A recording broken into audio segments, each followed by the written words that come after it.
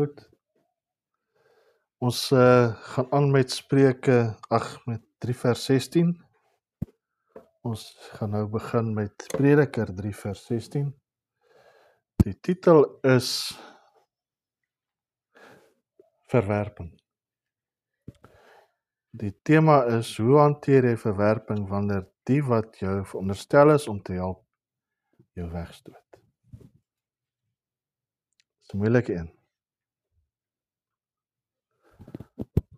Ek wil 'n soort van 'n gelykenis, die lewe is soos koppel aan die preek, aan die tema van die lewe is soos 'n verlore stel sleutels. Kan julle?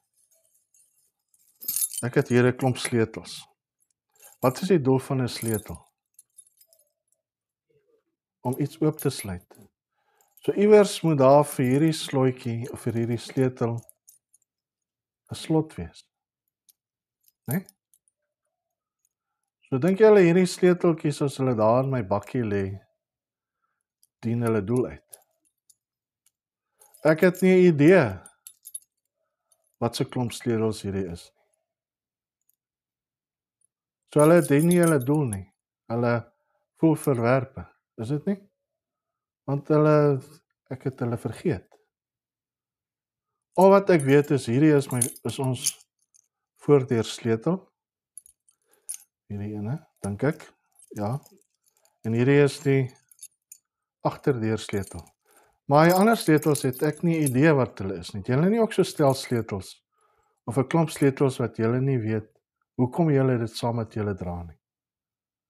Aan julle bossleutels is daar sleutels wat julle nie weet waarvoor dit gebruik word. Ons almal het dit, né? My vrou, het jy so sleutels wat jy nie weet waarvoor dit gebruik word? Het jy sulke sleutels?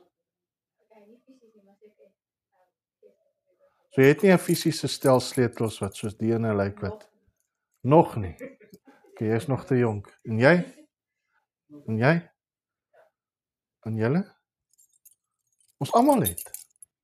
So, hierdie sleuteltjies voel verworpe omdat ek hulle vergeet het. Hulle dien nie hulle doel uit nie. Né? Want iewers is daar slotte wat hulle moet oopsluit. En om daai slot oop te sluit, het jy 'n sleutel nodig om by die inhoud van die ding uit te kom wat toegesluit is. So jy kan sien wat daar binne is, so het jy dit, miskien is daar goed in wat jy kan gebruik. So iewers is daar iets toegesluit en ek weet nie daarvan nie. Miskien is daar 'n skat. 'n Skat vol goeder. Goud en silwer en edelgesteentes. Sal nooit weet nie. Maar ek dink dit moet seker my toolbox of iets wees. So daar is goeders wat nie gebruik word nie. So, kom ons lees. Prediker 3 vers 16. Ek het nogal gesukkel met die teksvers. Ons lees mos nou nie meer daar nie. Prediker 3 vers 16. Kom ons kyk wat sê Prediker 3 vers 16. Verder het ek ook gesien onder die son die plek van die gereg. Daar was onreg. In die plek van geregtigheid, daar was onreg. Wat beteken dit?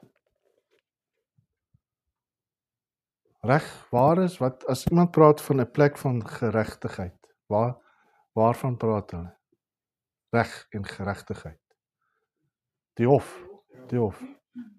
So nou gaan jy na die hof toe waar jy dink jy gaan nou geregtigheid kry en hulle stuur jou weg. Die mense wat iets teen jou gedoen het, moet nou aan die pen gery word. Hulle moet boete doen vir wat hulle verkeerd gedoen het aan jou. En dan spreek die regter hulle vry omdat hy die verkeerde wette toepas.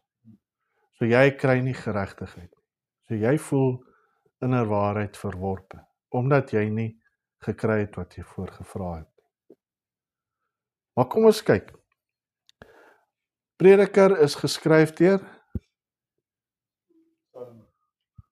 julle moet dit nou al geweet het. Ek het vir julle gesê, julle moet die boeke van die Bybel leer en wie dit geskryf het. So julle is in die dokboks vandag. Grappie. 100 push-ups. Prediker is geskryf deur koning Salomo. Wie het Spreuke geskryf? Wie het Hooglied geskryf? Salomo. Wie het die psalms geskryf? Meeste van dit, maar as koning Asaf en allerhande sulke ouens wat ook van hulle geskryf. Maar net ter inligting. So hier is ons Salomo nou. Nou skryf hy hierdie. Jy moet eintlik hele hoofstuk 3 gaan lees. Dit is nogal baie insiggewend. Ek wil net so 'n paar verse lees. Dit is so mooi.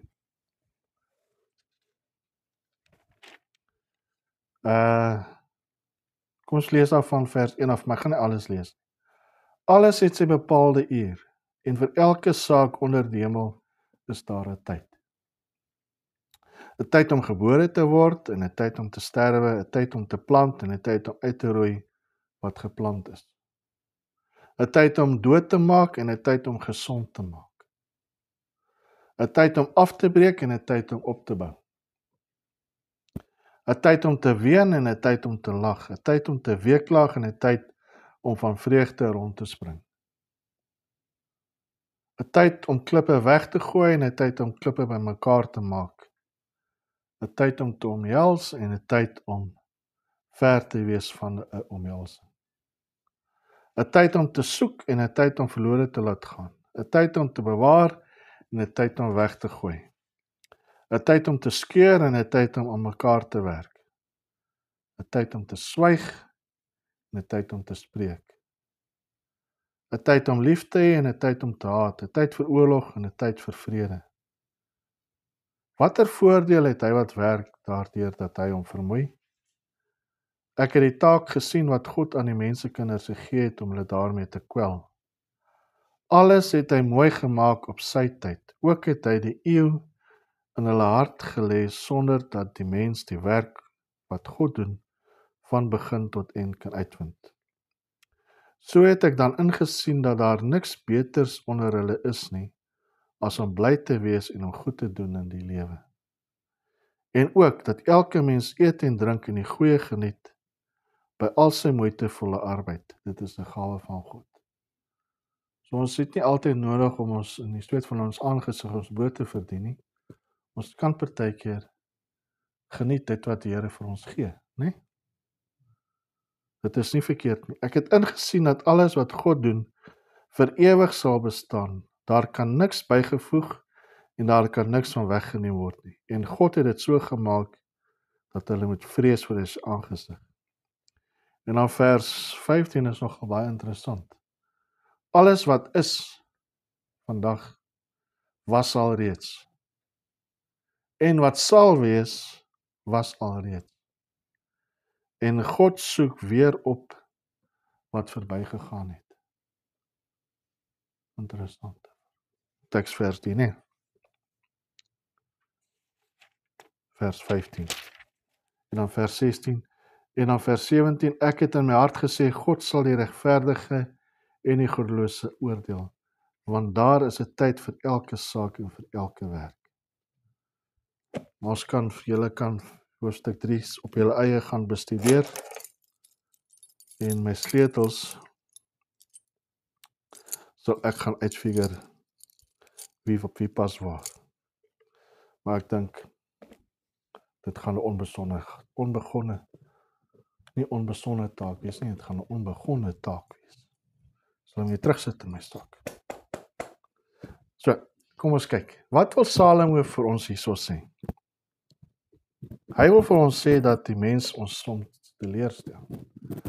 Jy gaan hof toe en jy dink jy gaan geregtigheid kry, maar dan word jy verwerp deur die uitslag of wat die regter vir jou sê.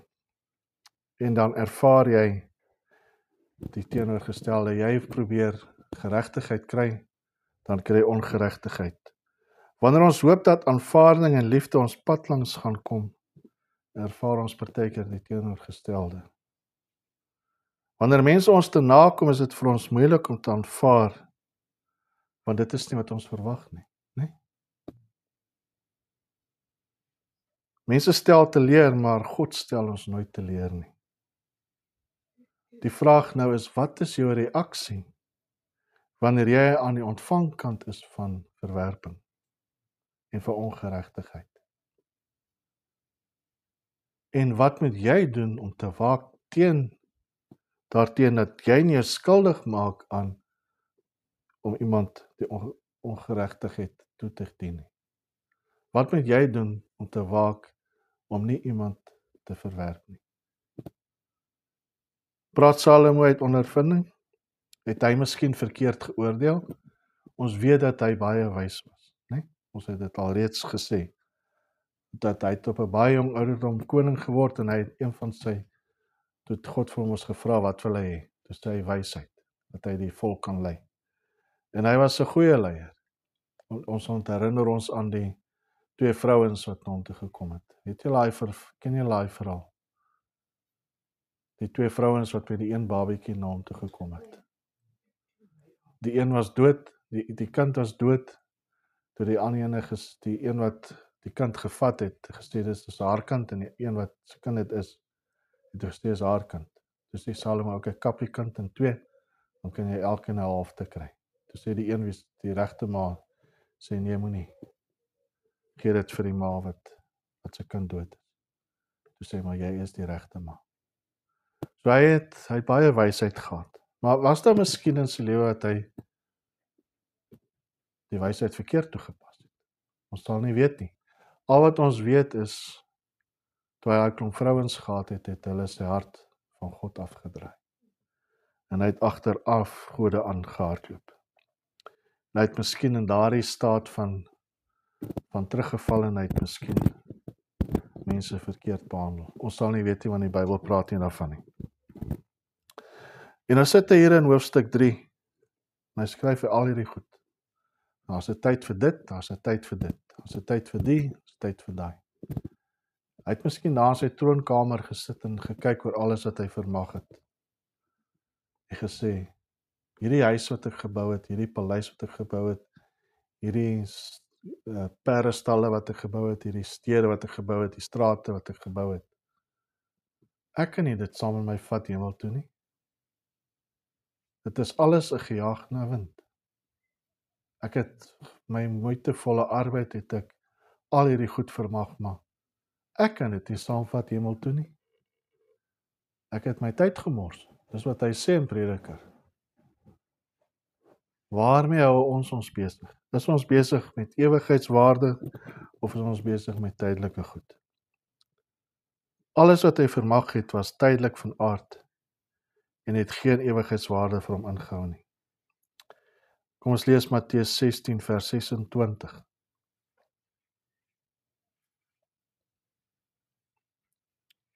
Ons gesels oor verwerping. Maar hierdie is maar net fondasie lê oor wat Salomo se lewe behels het. Matteus 16 vers 26 sê, want wat baat dit 'n mens, is julle daar? Want wat baat dit 'n mens as hy die hele wêreld win, maar aan sy siel skade ly? Of wat sal 'n mens gee as losprys vir sy siel?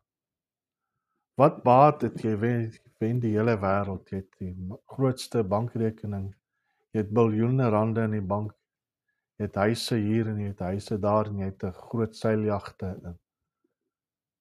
Die mense ken jou wêreldwyd, jou naam is wêreldbekend. Maar jou siel is nie, die Here ken jou siel nie. Wat baat dit jou? Jy kan nie, vir geen geld in die wêreld kan jy jou saligheid koop nie. Al hoe jy dit gaan kry as jy jou knie buig voor die Here en hom aanneem as verlosser en saligmaker. Dis wat hy sê, of wat sal 'n mens gee as losprys vir sy siel? Jy kan niks gee nie. Jy kan geen geld kan jou siel koop nie. al wat dit doen is die bloed. Wat jou siel koop is die bloed van Jesus Christus. Hy is jou verlosser en saligmaker. Nou kom ons kyk na verwerping. Wat is verwerping? Verwerping in leeketaal beteken die volgende. Dit beteken bloot om nie aanvaar te word nie. Maak nie saak of dit in verhoudings, werksgeleenthede, vriendskappe of enige situasie is waar jy op 'n positiewe reaksie gehoop het nie, maar dit nie gekry het. Ek het weer lees. Verwerping beteken bloot om nie aanvaar te word nie.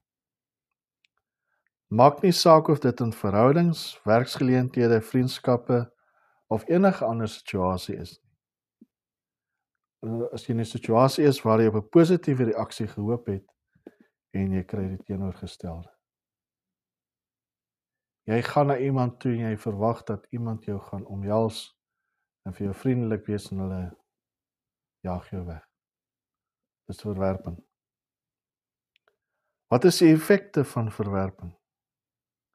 Dit veroorsaak emosionele pyn. Dit verwerping kan seermaak wat jou laat voel dat jy ongewenst of nie goed genoeg is. Dit veroorsaak selftwyfel. Jy twyfel nie meer. Jy het nie selfvertroue nie.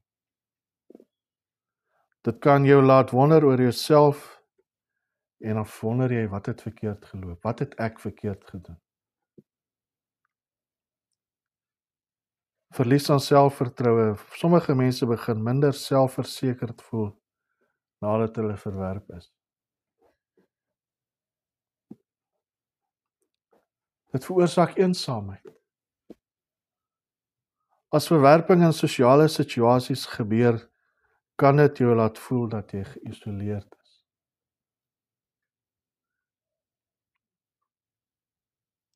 Aan die positiewe kant veroorsaak verwerping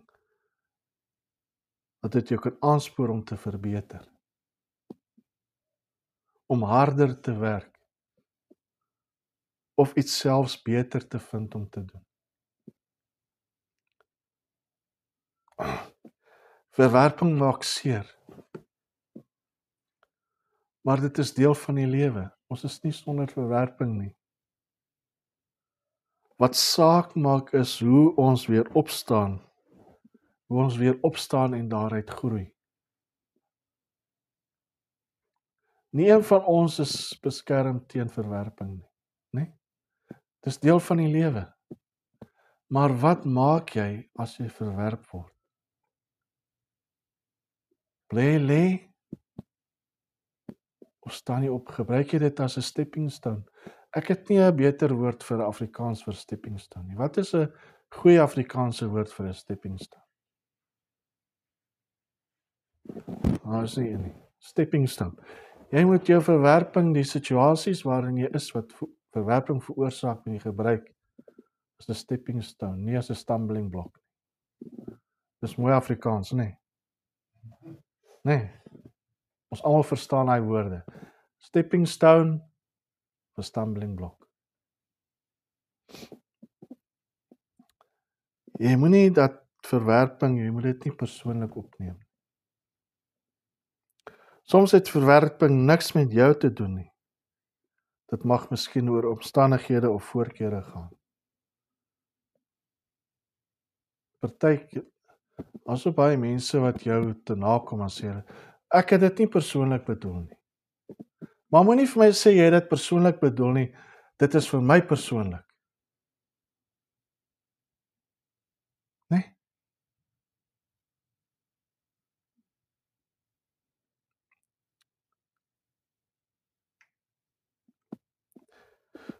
Volgende punt, erken jou gevoelens. Dit is reg om seer gemaak te voel. Maar moenie toelaat dat dit jou verteer nie. Gee jouself tyd om dit te verwerk en te genees. Ons almal ken potholes, nie? Ons almal weet wat 'n slaggat. Kyk hy kat. Dis die Siamese kat daar loop op die meer. Potholes, hoe maak jy 'n pothol reg? Hoe maak jy 'n slaggat reg? As jy na 'n slaggat gaan kyk, dan sal jy sien daar's al hierdie los klippies en sand en goed in dit. Jy kan nie nou net gaan en weer goed daarboop gaan gooi nie. Jy moet dit uithaal, jy moet al daai goed gemors uithaal, totdat jy by stabiliteit uitkom. Né? En dan moet jy hom vaspak met sabunga en sement en klip en dan bo-oor teer sit. Dit gaan nie help jy sit 'n laagie teer bo-oor daai slaggat nie. Môre jag haar uit deur daai slaggat en dan sy slaggat weer daar. Maak dit oop. Maak dit oop, laat dit gesond word. Laat jy al daai gemors wat daar binne in vasgesit is, laat dit kan uitkom. Maak dit skoon. Pak dit weer toe en sit die teer op. Dit help nie jy sit 'n pleistertjie op 'n seerplek nie, wat besig is om te sweer nie. Daai gemors moet uitkom, jy moet dit skoon maak. Maar dit is partykeer baie seer, né? Veral emosionele pyn. Maar net soos met fisiese pyn ook. Die wond sit hier. Hy moet skoon gemaak word. Dit is partykeer seer en eina om daar binne in te gaan. Het jy al 'n seer gehad en die dokter moet jy inspuit binne met sy antibiotikas binne inspuit met sy lang naalde in hy seerplek inspuit sodat die antibiotika hy seerplek kan gesond maak. Dis seer. Nee my vrou. Dink maar aan 'n tandarts. As jy met tandarts toe gaan met 'n abses. Nee. Ek bly so ver weg van 'n tandarts af as wat ek kan. Hy moet maar daar so sy praktykie, ek moet maar daar so ver wegloop van my af. Nee, dit is baie seer. Maar jy het dit nodig, né? Dit is miskien vir nou is dit seer, maar die vrug daarvan is gesond maak. Deel daarmee. Hoe weet jy wanneer jy van 'n emosionele pyn genees is? Hoe weet jy? Weet een van julle? Jy weet wat as jy van 'n emosionele pyn genees is wanneer jy daaraan kan dink en dit jou nie emosioneel aantas nie, emosioneel aanraak nie. Jy dink, daai ou het deur die tyd iets aan my verkeerd gedoen. Dit het geen effek meer op my nie. Ek het hom vergewe en ek het vergeet van dit. Dan weet jy, daai emosionele pyn is daar, is weg. Die letsel sit miskien nog daar. As jy na die letsel kyk en sê, maar 'n paar jaar terug het dit en dit gebeur. Daar sit die letsel. Maar ek is genees. Maar terwyl jy daai pyn ervaar, terwyl die wond daar is, as jy gefokus daarop, né? En jy probeer daai pleistertjie opplak. Maar is seer, jy huil. Die eina is daar. Ek het so ruk terug gepreek oor die omgeslaane verkeerslig. Ek dink moet hom weer preek eendag.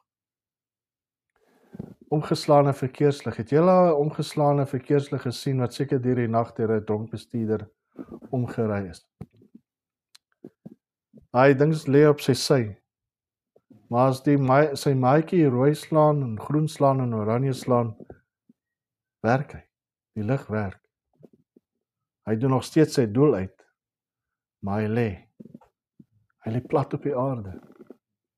Iets het in sy bestaan gebeur dat hy plat lê. Maar hy doen nog steeds sy doel uit. Sy skepingsdoel waarvoor hy geskape is, voer hy nog steeds uit. Hy is nie dood nie, hy lewe nog steeds. Dis hoe ons partykeer voel. Ons voel soos daai omgeslaane verkeerslig. Iets het in ons lewe gebeur wat nie ons toedoen is nie. wat ons nie veroorsaak het nie. Ons het nie gevra daarvoor nie. Maar dit het gebeur. Dit het ons omgeslaan. Maar wat doen jy met daai seer? Hou jy aan funksioneer? Totdat jy kan opstaan, totdat daai mense kom en daai verkeerslig weer in posisie bring. Jy kan nie dit alleen doen nie. Daai verkeerslig het nie wonderbaarlik weer regop gaan staan nie. Daar het mense gekom, hulle het ding uitgegrawe, nuwe gat gegrawe, nuwe paal opgesit en hy werk weer 100%. Hy kon dit nie alleen doen nie. Net so het ons ook mense in ons lewens nodig wat vir ons kan ondersteuning gee wanneer ons deur moeilike tye gaan. Nee? Ons moenie mense wegstoot nie. Erken jou gevoelens. Leer daaruit. Vra jouself, wat kan ek verbeter? Gebruik verwerping eerder as 'n les as 'n teenaanvaller, teenvoeter. Wat kan ek leer daaruit? Bly selfversekerd, net soos daai verkeerslig. Net omdat een deur toegemaak is, beteken nie dat 'n ander nie sal oopgaan nie. Hou aan om in jouself te glo. Hou aan om te glo wat Jesus Christus vir jou beplan het. Moenie gaan stil sit nie. Omring jouself met ondersteuners, nie soos daai verkeerslig nie alleen kan opstaan nie, het ons ook mense in ons lewens nodig. Om ons te help wanneer ons deur moeilike tye gaan. Leun op vriende en familie wat jou ophef en aanmoedig. Nee? Beweeg vorentoe. Moenie vashak aan die ondervinding nie. Herlei jou energie na beter geleenthede of doelwitte. Onthou jou waarde. Dis baie belangrik. Wat is jou waarde? Die Here het jou duur gekoop met sy bloed. Jy is syne, het jy op jou naam geroep. Jy is 'n koningskind.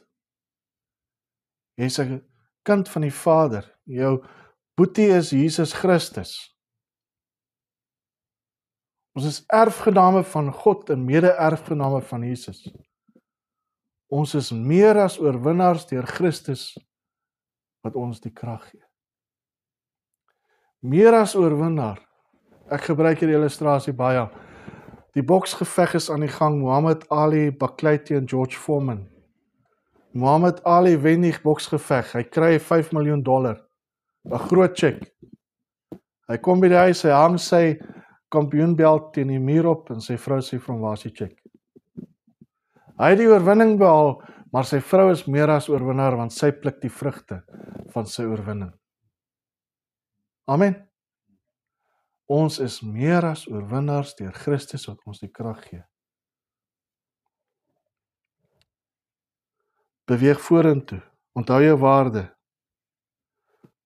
Verwerping kan 'n aansporing wees na iets groter.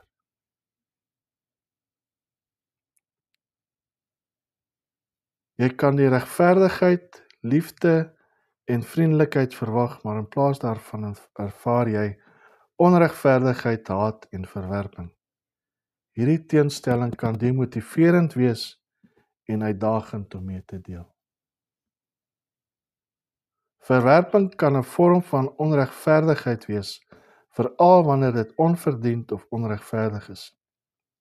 Hierdie vers erken dat onregverdigheid en boosheid kan bestaan, selfs in plekke waar regverdigheid en geregtigheid verwag word.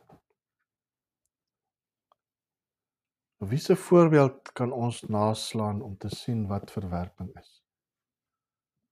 Ek wil net twee gebruik, een in die Ou Testament en een in die Nuwe Testament. Ons almal weet wie is Josef, die seun van Jakob, by sy vrou Rachel. Die geskiedenis van Jakob het 'n klomp uit 4 vrouens, hy het 2 vrouens gehad en 2 byvrouens. Sy eerste vrou, wat hy baie voor lief was Rachel. En omdat hy vir haar baie lief was, het God haar moederskoot toegesluit. En die vrou wat hy nie voor lief was nie, Lea, het sy moederskoot oopgesluit. Sy het vir hom 7 kinders gebaar. 7. 6 seuns en 1 dogter. En toe Rachel op moedverloorse vlakte was, het God haar onthou en hy het haar moederskoot oopgemaak. En sy 2 kinders vir Jakob gebaar, Josef en Benjamin. En tydens Benjamin se geboorte is sy dood. Jakob se liefling vrou. En omdat Josef hulle eersteling was uit Rachel se moederskoot uit, het hy baie lief gewees vir hom. En hy het hom voorgetrek. Hy was liewer vir hom as vir sy ander seuns. Hy het vir hom tot 'n kleed gemaak wat van baie klere. En sy broers was jaloers op hom, want hy is voorgetrek. Hy is een van die jonger seuns, maar hy is voorgetrek asof hy die oudste is. En sy broers het kwaad geraak vir hom. En boonbehalwe dit, gee die Here vir hom drome. En die drome sê vir hom dat sy hele familie voor hom gaan buig. Hy gaan groter wees as hulle. En toe vertel hy dit vir sy pa en vir sy broers. En dit was die laaste hooi wat die kameel se rug gebreek het. Tot hulle besluit, hulle gaan van die Josefie, wat so baie van homself dink, ontslaa raak, hulle gaan hom doodmaak. Maar in plaas van hom dood te maak, het hom in 'n put gegooi, en daaronder in die put het Josef 'n pitkonferensie gehou, en met God sy lot beklag, totdat hulle hom toe uitgehaal het daar en hom aan die Midianiete verkoop het.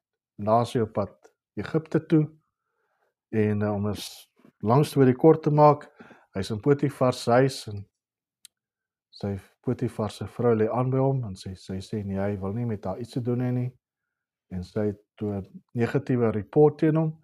Dis nog erger. Sy het hom vals beskuldig, en daar gaan sit in die tronk vir 'n klomp jare. En daar berei God hom voor vir nog 'n groter werk. Sien julle, Josef is verwerp deur sy familie. Hy is in 'n ver land, hy is verwerp deur die mense daar. Hy sit in die tronk, maar God onthou hom. En hy stel hom aan oor baie. Kom ons lees Genesis 37 vers 1.